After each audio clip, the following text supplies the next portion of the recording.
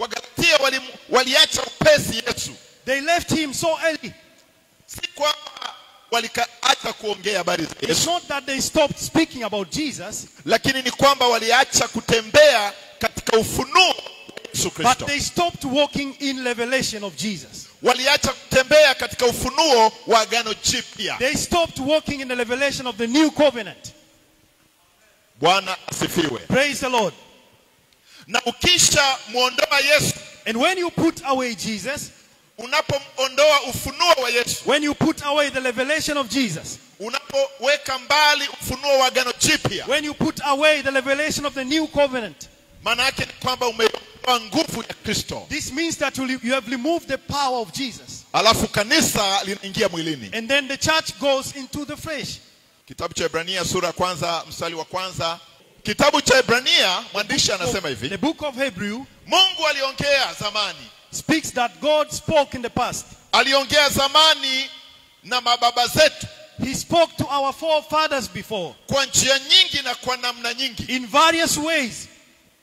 Lakini kwa sasa hivi But currently, this time, anasema nasi kwa njia ya mwana. he has spoken to us through his son. Bwana asifiwe sana. Praise the Lord. Yaani Mungu anasema nasi So that God speaks to us kwa njia ya Yesu. through the way of Jesus. Ila huko zamani But in the past, aliongea kwa namna nyingi, he spoke in various ways, kwa njia nyingi. in different ways. Sasa nataka unisikize vizuri. Now listen to me very careful. Ukichukua agano la kale When you take the old covenant au agano jipya, or new covenant, mhusika mkuu anayenenwa kwenye Biblia the ni core Yesu. person spoken is Jesus. Bwana asifiwe. Praise the Lord. Lakini kuna utofauti wa agano la kale na agano jipya. But there is a clear difference between old covenant and new covenant. Haleluya. Hallelujah. Agano la kale The old covenant, lenyewe linatabiri, ni unabii wa Yesu. it only predicts about the coming of Jesus. Na agano jipya And the new covenant ni unabii uliyetimia. is the prophets already arrived or done. Bwana asifiwe sana. Praise the Lord. Haleluya. Hallelujah. Kama tutakavyokwenda kuona, As we will see later, agano la kale the old covenant ni kivuli is just a shadow. na agano jipya And the new covenant ni halisia ya Kristo. is the reality of Christ.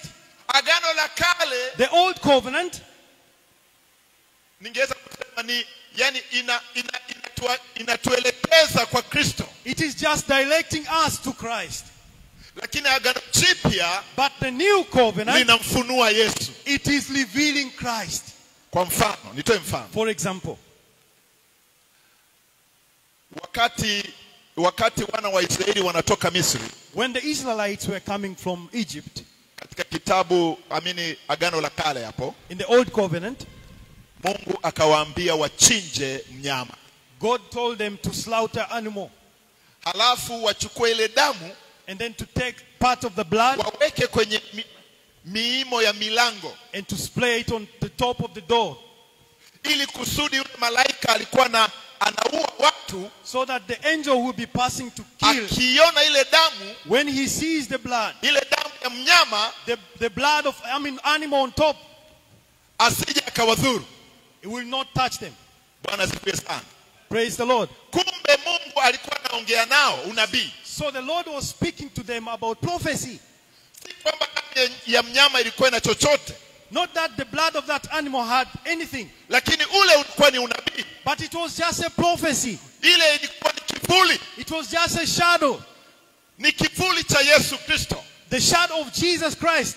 Haleluya. Hallelujah. Ya kwamba siku moja, That one day, siku zitakuja the days are coming, ambapo damu itamwagika, that the blood will be shed. na hiyo damu And that blood, itakuwa ni ukombozi it will be the salvation wa watu. of people.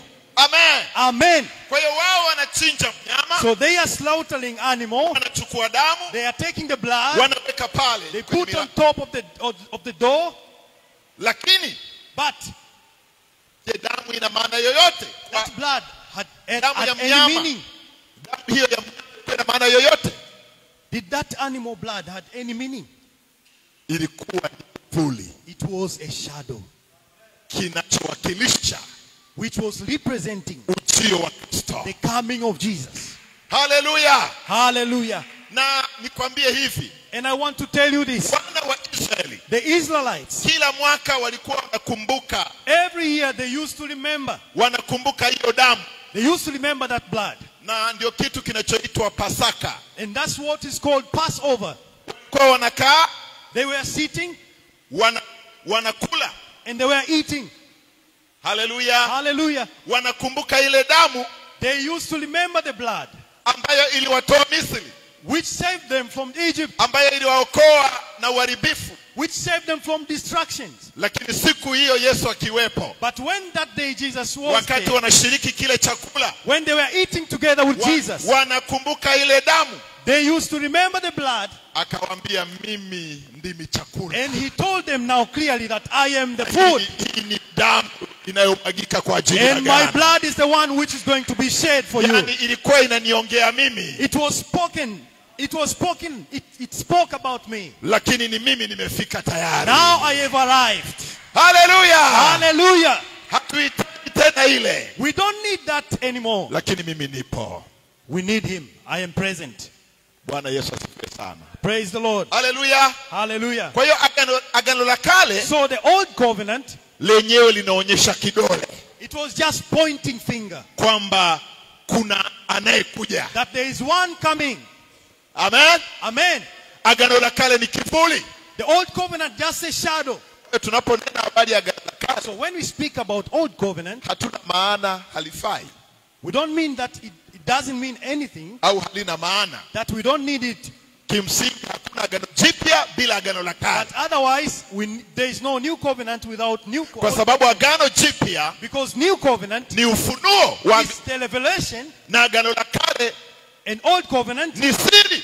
it was just mystery. Agano la kale ilikuwa ni siri ya Kristo. Old covenant was the mystery of Christ. Agano jipya ni ufunuo The wa new hiyo covenant- siri ya Kristo. The new covenant now is the opening of that mystery. Haleluya. Lakini ufunuo unapokuja, But when the revelation comes, haturudi tena kwenye siri, we don't go back to the mystery, maana siri imefunuliwa. because now the mystery is open. Haleluya. Hallelujah. Yesu anapokuja, When Jesus comes, haturudi kwenye we kivuli. don't go to the shadow, Kivuli kilikuwa kivuli, because the shadow was just a shadow. lakini sasa tuna Yesu. But now we have the substance. Haturudi kwenye We kivuli. don't go back to the shadow. Bwana Yesu asifiwe. Petro wa kwanza, First Peter sura ya kwanza, mstari wa 10 na 11. First Peter 1:10-11.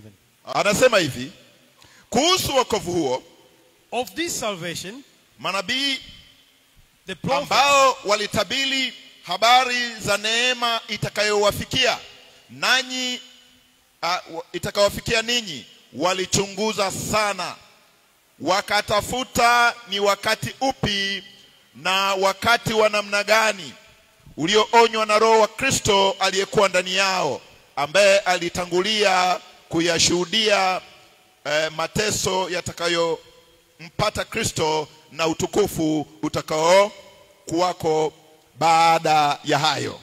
of this salvation the prophets have inquired and searched carefully, who prophesied of the grace that would come to you, searching what manner of time the Spirit of Christ who was in them was indicating, when he testified beforehand the sufferings of Christ and the glories that would follow. Bwana asifiwe sana. Praise the Biblia Lord. inasema hivi, The Bible speaks of manabii walitabiri habari za neema itakayowafikia ninyi. the prophets prophesied about the grace which would come to you. Walichunguza sana, They searched wakatafuta ni wakati upi. what manner of time. So, kwa hiyo manabii, So the prophets, manabii waliona, they saw it, wakaona kwa mbali and they saw it from far, kwamba kuna kitu kinakuja. that there is something coming. Amen. Amen. Agano la kale Old covenant, ni agano la kinabii. it was the covenant of prophecy. Agano lote la kale linaitwa unabii. It is called prophetic covenant. Hallelujah. Hallelujah. Linatabiri kuja kwa Yesu. Prophesying the coming of Jesus. Na hawa watu waliona And these people saw habari ya Kristo. the news of Jesus. Amen. Waliona kwamba Yesu atakuja. They saw that Jesus is coming. Bwana sifiwe. Praise the Lord. Kwa hiyo agano la kale So the old covenant ni unabii. is about prophecy. Amen. Amen. Agano jipya New ni covenant. utimilifu au tuseme ni utimilifu wa unabii au kudhihirika kwa kile kilichotabiriwa. This is the covenant of revelation of what was prophesied. Wakolosai 2:16 na 17. Colossians 2, chapter number 2, verse 16. Anasema basi mtu asiwahukumu ninyi katika vyakula au vinywaji au kwa sababu ya sikukuu au mwandamo wa mwezi au sabato. Mambo hayo ni kivuli cha mambo yajayo, bali mwili ni wa Kristo. Colossians 2, verse 16.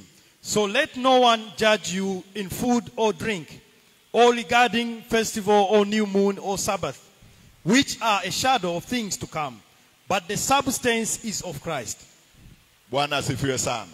Praise the Lord. Anasema hivi, basi mtu asiwahukumu ninyi katika vyakula. So let no one judge you in food. Okay, naomba mnisikilize vizuri. So listen to me carefully. Kuna watu, si mnajua kuna watu wanahubiri habari ya vyakula. You know some people are preaching about Vyakula, foods, kuna vyakula vitakatifu that they are holy foods na visivyo vitakatifu. and not holy food. Hivyo vimeandikwa kwenye agano la kale, si ndio? They are written all in the old covenant. Vipo. Si ndio? Ukitaka kufuata agano la kale lina mambo mengi. When you want to follow the old covenant, has a lot of things. Hallelujah. Hallelujah. Kuna vyakula vitakatifu na vyakula visivyo vitakatifu. There are those foods which are holy and not the ones which are not. Alafu Biblia inasema kuna siku takatifu na zisizo And takatifu. also there are holy days and the days which are not. Siku takatifu zikiitwa Sabato, si ndio? The holy days were called Sabbath.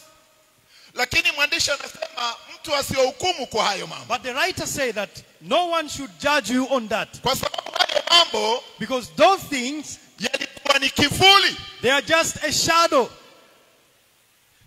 Hallelujah. Hallelujah. Ilikuwa ni kivuli cha jambo fulani. It was just a shadow of something. Bwana sifiwe sana. Praise the Lord. Unajua kivuli You know, shadow sio kitu halisi. is not something real. Kivuli kinawakilisha kitu halisi. Shadow is just a representation of something. Something real. Yeah. Yani kivuli ni kinawakilisha kitu halisi. So the shadow is just representing something real. Kwa hiyo Mungu alipokuwa anasema msile samaki wa aina fulani, So when God was telling them that don't eat this kind of fish, samaki hana magamba asiliwe, the ones with no scales should not be eaten. wanyama fulani wasiliwe, Certain types of animals should not be eaten. kitimoto asiliwe. Like pork or swine should not be eaten. Ilikuwa ni lugha ya alama. It was just a language Amen. Siku fulani ni takatifu, that some days are holy. siku fulani ni Sabato. Some days are already set apart like Sabbath. Hayo ilikuwa ni lugha ya alama. It was just a language Ni speaking about kivuli a shadow, kinamnena Yesu. speaking about Jesus. Sabato ni Yesu. Sabbath is Jesus. Unapompata Yesu umepata Sabato. When you receive Jesus, you have Sabbath. Unaweza ukaabudu siku na bado huna Sabato. You can worship the day, but you don't have that Sabbath. Unaweza ukata kula aina ya samaki au nyama, You may skip some fish or food, lakini huna pumziko la moyo. but you don't have rest in your heart. Pumziko la kweli ni Kristo. The true rest is Christ. Amen. Amen. Tumpigie Bwana Yesu makofi. May you applaud the Lord. Hallelujah. Hallelujah. Mungu alikuwa anaongea nao kwa njia nyingi. God was speaking to them in various ways. Alikuwa anaongea nao kuhusu Yesu ajaye. He spoke about Jesus who is coming. Kwa namna nyingi, kwa njia nyingi. In various ways, in different Mungu ways. alikuwa anaongea nao. And God was speaking to them. Anawaambia yuko ajaye. He was telling them there's someone Ambaye coming ni Sabato. who is the real Sabbath. Hallelujah. Hallelujah. Sasa ajabu ni kwamba anakuja. Now the strange thing now he's coming. Hivi kama unaona kivuli cha mtu. If you see a shadow of a person. Au una picha ya mtu kwa mfano. Or just image. Alafu akaja mwenyewe. And then he comes a really person. Utahitaji picha tu au utamfuata yeye mwenyewe sasa? Will you follow the image or you will follow the real person? Bwana sifiwe. Praise the Lord. Wale walifuata kivuli kwa sababu hakuwepo. Before they followed the shadow because Jesus was not present. Lakini Yesu alipokuja, but when Jesus came, hatufuati vivuli. We don't follow anymore the shadow. Tunamfuata yeye. We follow him. Sema amen. Amen. Hallelujah. Unajua, you know, kulikuwa kuna wanyama wanachinjwa. There were some animals which were slaughtered kwenye madhabahu. On the altar. Na madhabahu palikuwa mahali patakatifu. And that altar was the holy place. Na watu waliheshimu sehemu hiyo. And all respected that place. Tunaelewana? Do we understand? Hallelujah. Hallelujah. Kwa hiyo madhabahu ilikuwa takatifu. So the altar was holy. Na yule mnyama alikuwa mtakatifu. And the animal placed on top of it was holy. Lakini yote ilikuwa ni lugha ya picha. But all this was just language in the image form. Ndio maana tunasema kwamba madhabahu sasa hivi haina maana. Madhabahu hizi hazina maana. That's why we say the physical altar now has no meaning to us. Ndio hazina maana. Do not have any meaning. Hakuna eneo maalumu takatifu. There is no certain holy place. Hallelujah. Hallelujah. Mambo haya yote, all these things spoke about Jesus. Yalinena mambo ya rohoni. They spoke the spiritual things. Bwana sifiwe sana. Praise the Lord. Tunapoyarudia, when we go back to them, tunaacha uhalisia. We leave the reality. Ama twende kwenye mifano, or we go to the examples, au twende kwenye halisia. Or we go to the reality. Unataka nini? What do you want? Kivuli? Do you want a shadow? Au unataka halisia? Or you want the reality? Njoo kwenye halisia. Come to the reality. Muone Yesu Kristo. And see Jesus Christ. Hallelujah. Hallelujah. Madhabahu yetu ni ya rohoni. The altar, our altar is in the spirit. Letu ni ya rohoni. Our rest is in the spirit. Katika Yesu Kristo. In Jesus Christ. Pigie Bwana Yesu makofi. Praise the Lord. Hallelujah. Hallelujah. Kwenye Biblia Kiingereza hebu rudia hapo mstari wa 10. Which are a shadow of things to come. Shadow of things to come. But the substance is of Christ. But the substance. Kuna shadow of things to come. Kwa hiyo Agano la Kale, the Old Testament. Kwa hiyo Agano la Kale was just a shadow. Ilikuwa ni kama kivuli of things to come. Wa mambo yanayokuja. But the substance. Lakini kitu halisia. Hallelujah. Hallelujah. Anasema halisia. The substance, the reality was Jesus. Amen. Amen. Do you want a shadow? Wewe unataka kivuli? Or you want a real thing? Au unataka kitu halisi? Bwana Yesu asifiwe sana. Praise the Lord Jesus. Unajua leo kuna vituko vingi. You know, today we have a lot of funds. Sikia mtu mmoja anasema kuna sadaka mpaka za kuchinja. That we have different kind of sacrifice, offerings even for slaughtering. Unajua ukirudi kwenye Agano la Kale, you know, when you go back to unaweza kuokota vitu vingi mpaka ukachanganyikiwa. You might pick a lot of things and then you can kuna sadaka za kuchinja. We have different kind of offerings, even slaughtering animals. Bwana asifiwe sana. Praise the Lord. Lakini sisi hatuna hizo. But for us we don't have all this. Mwana kondoo wa Mungu alitolewa kwa ajili yetu. The lamb of the Son of God was given for us. Agano la Kale ni prophecy. Iliyositirika, Agano Jipya ni ufunuo wa hiyo siri. Old covenant as a mystery, and new covenant the revelation of that mystery. Hallelujah. Hallelujah. Naomba tuangalie kitabu cha Kolosai 2:23. Let's look again, Colossians chapter 2, 22. Mambo hayo yanaonekana kana kwamba yana hekima katika namna ya ibada mliojitungia wenyewe, na katika kunyenyekea na katika kutawala mwili kwa, lakini hayana kitu kwa kuzizuia tamaa za mwili. Verse 23, chapter 2, Colossians. These things indeed have an appearance of wisdom in self-imposed religion, false humility, and neglect of the body, but of no value against the indulgence of the flesh. Bwana Yesu asifiwe sana. Praise the Lord. Kama nilivyosema, as I've said before, wako watu kuna vitu wanaviheshimu. Now we have some people who respect some things. Wanaviona ni vitakatifu. They see this as holy things. Lakini ni kujitungia mambo ili ionekane. But it's like something that just brought up. Bwana asifiwe sana. Praise the Lord. Madhabahu takatifu hapa. Mtu asisogee hapa. Like the holy altar. No one should come close to it. Mnajitungia tu. This is something that people have brought up. Kuna watu siku hizi wanajiungamanisha kwa kutoa fedha. Now we have some people that they connect to the altar by giving offerings. Hiyo kitu Agano Jipya haipo. In the new covenant we don't have that. Wewe umeshaunganika na Kristo. You have already been joined with Christ. Huhitaji kuunganika na madhabahu. You don't have to connect yourself to any altar.